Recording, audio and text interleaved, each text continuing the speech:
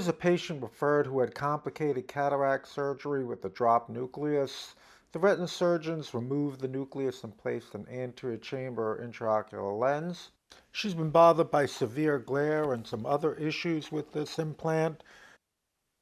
So we're going to go ahead and remove the lens and replace it with the Yamane intrascleral fixated lens and do an iris repair. And here you can see I'm making a fairly posterior scleral tunnel in a frown shape that will be dissected up into clear cornea. It's very important that this tunnel is self-sealing. So you can see my dissection into the clear cornea is pretty anterior. I'm going to place my trocars here out of the way, adjacent to the tunnel.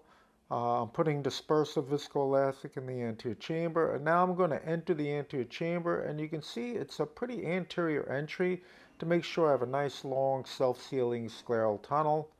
Um, the incision is opened up to its full width, and I do some anterior pars plana vitrectomy to make sure there's no anterior vitreous remaining. The lens haptic is then grasped, and I'm going to grab the optic here to pull the whole lens out through the incision over the internal lip of cornea that I've created. I'm now inspecting the peripheral capsule with the Krugel hook, and I can see I don't have enough capsule to support the lens completely, so I'm going to do Yamane and put the new lens behind that anterior capsule. I'm going to do some further anterior vitrectomy to make sure that all the vitreous is moved from behind the iris. The new lens is placed through the main incision. I'm going to add some dispersive viscoelastic here to make sure the wound is self-sealing. While I do my maneuvers, you can see that haptic is still outside the eye, and the viscoelastic will prevent the fluid from running out the incision. I now am going to dock my first haptic in my 30 gauge TSK needle, and these are the TSK Max wider bore 30 gauge needles that are a little easier to dock. They are a bit less rigid, so they can kind of bend a little bit as you try to force them through sclera, so you have to go at a little bit more acute angle to enter the sclera. Here I'm pushing the lens away with the needle.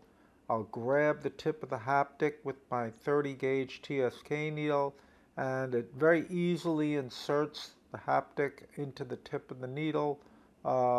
It just slides right in. These needles are really making this surgery a lot easier. I withdraw both needles at the same time, rotating the lens as I do this. And now the haptics are externalized. I melt them into flanges and push them pretty firmly into the sclera so that they're sitting flush with the scleral surface.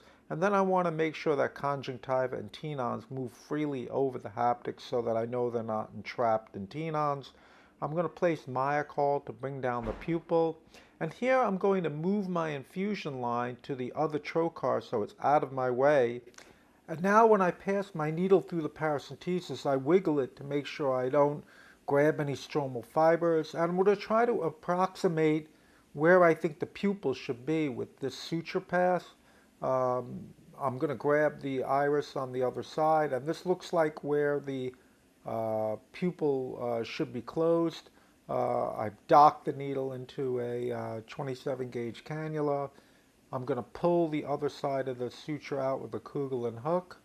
And now I'm going to do a 4th throw square knot. This is 4 throws. I'm going to grab the free end on the other side of the suture, cinch the knot down, and pull the knot into the anterior chamber right here. So the knot is completely into the anterior chamber. Then I'll re-grab the knot on the other side and tighten it, and that will pretty much lock this suture and reproximate the pupil.